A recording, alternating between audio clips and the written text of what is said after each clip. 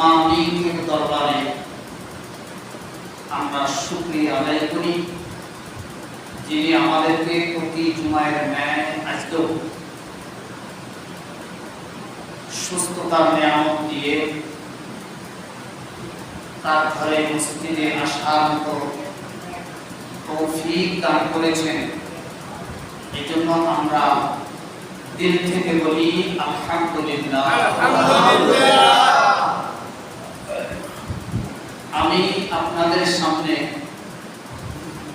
পবিত্র কোরআনের সূরা হুজরাত, এই সূরা হুজরাতে 11 এবং 12 নম্বর আয়াত তেলাওয়াত করেছি এবং রাসূল করিম সাল্লাল্লাহু আলাইহি ওয়াসাল্লামের অসংখ্য হাদিসের ভান্ডার থেকে একটি হাদিসের পাক তেলাওয়াত করেছি। আল্লাহ পাক যদি তৌফিক দান করেন তাহলে এই দুটি আয়াতকে সামনে রেখে রাসূলের এই হাদিসকে সামনে রেখে কিছু আলোচনা হয়।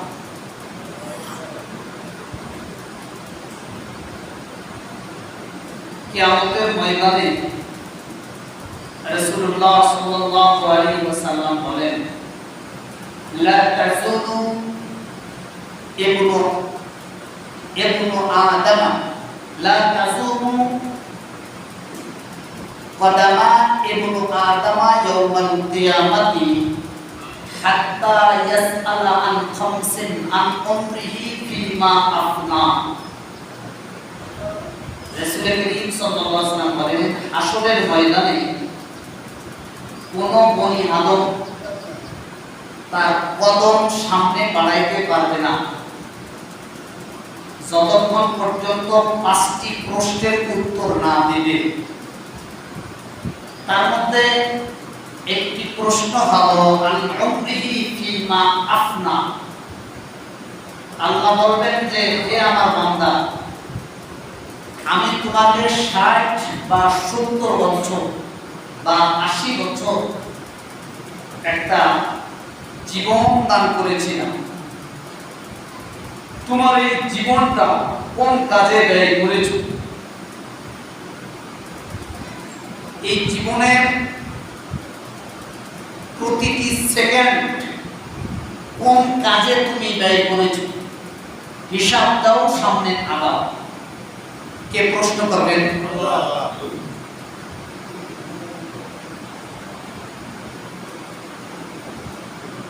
আল্লাহ তাআলা পবিত্র কোরআনুল কারীমের মধ্যে বলতেছেন, ইন্নাল লাযিনা আমানু ওয়া আমিলুস সলিহাতি কানাত লাহুম জান্নাতুল ফিরদাউসি নুজুলা। যে ব্যক্তি নারী হোক অথবা পুরুষ হোক, যে ব্যক্তি তার গোটা জিন্দেগিকে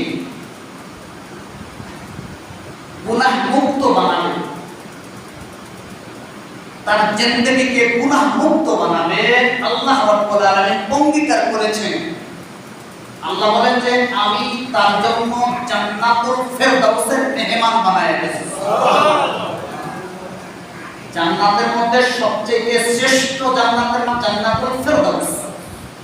জান্নাত 8টি, তার মধ্যে সবচেয়ে ভিআইপি, সবচেয়ে দামি জান্নাত যেটা, সেটার নাম হলো জান্নাতুল। এই জান্নাতুল ফিরদাউসের মেহমান আল্লাহ তাআলা তাদেরকে করবেন যারা গুনাহ মুক্ত জীবন যাপন করবে। সে গুনাহ করবে না, সওয়াবের কাজ কম করুক, নেকির কাজ কম করুক, আমলনামায় নেকি কম আছে কিন্তু গুনাহ নাই। আল্লাহ পাকের অঙ্গীকার যে আল্লাহ রাব্বুল আলামিন তাকে ওই ভিআইপি জান্নাতুল ফিরদাউসের মেহমান করে দিবেন। সুবহানাল্লাহ। আল্লাহ পাক আমাদের সকলকে গুনাহ মুক্ত জীবন যাপন করার তৌফিক দান করুন। আমিন। এজন্য আল্লাহ তাআলা পবিত্র কোরআনের আয়াতের মধ্যে বলতেছেন, ওয়াজারু যাহিরাল ইসমি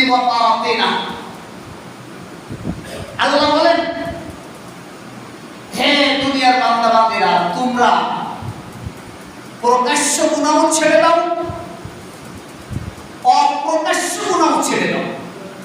কিছু কিছু গুনাহ আছে যেটা আমরা প্রকাশ্যে করি, আবার কিছু কিছু গুনাহ আছে বান্দার জীবনে থাকে যেটা দুনিয়ার কেউ জানে না, কেউ দেখে না, কিন্তু দেখেন কে? আল্লাহ। এটা কি প্রকাশ্য গুনাহ না গোপনীয় গুনাহ? এরকম কিছু গুনাহ জীবনে থাকে কি থাকে না? সকলের চক্ষু ফাঁকি দিছে, সে গোপনে গোপনে ওই গুনাহগুলো করে, আল্লাহর সামনে করে, কেউ দেখে না। আল্লাহ বলেন ওয়াজারু যাহিরাল ইসমি ওয়া বাতিনা, এ বান্দা তুই তোর প্রকাশ্য গুনাহ ছাড়, ওই গোপন গুনাহ ছেড়ে দে। যেটা তুই অপ্রকাশ্যভাবে করো, যেটা গোপন ভাবে করো, কেউ দেখে না, কেউ জানে না, কেউ টের পায় না, কিন্তু আমি আল্লাহ রাব্বুল আলামিন জানি তুই কি গুনাহ করো, জানেন কি না? আল্লাহ বলেন ও গুনাহ তুমি ছেড়ে দাও, প্রকাশ্যে অপ্রকাশ্য গুনাহ সব ছেড়ে গুনাহ মুক্ত জীবন যাপন করো, তাহলে আমি আল্লাহ রাব্বুল আলামিন তোমার জন্য জান্নাতুল ফেরদাউস রেখে দিয়েছি। কুওয়াতে নেকি নাদারি মাকুম, কুওয়াতে নেকি নাদারি বলবাকুন, বরবজুদে খদসিকুম বে হাদালাকুন, বরবজুদে খদসিকুম বে হাদালাকুন।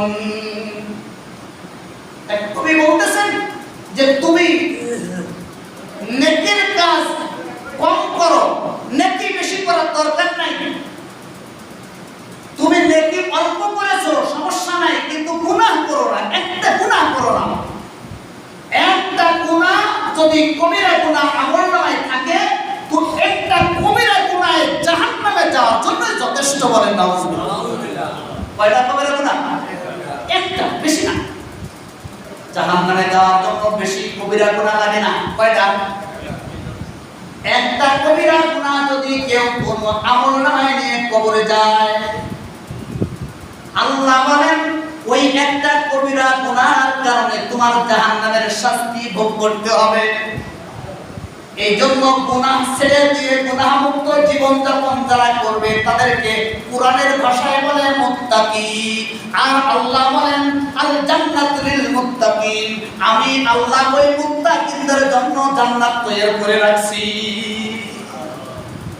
আল্লাহ তাআলা আমাদের সকলকে গুনাহ মুক্ত জীবন যাপন করার তৌফিক দান করুন, বলেন আমিন। আমরা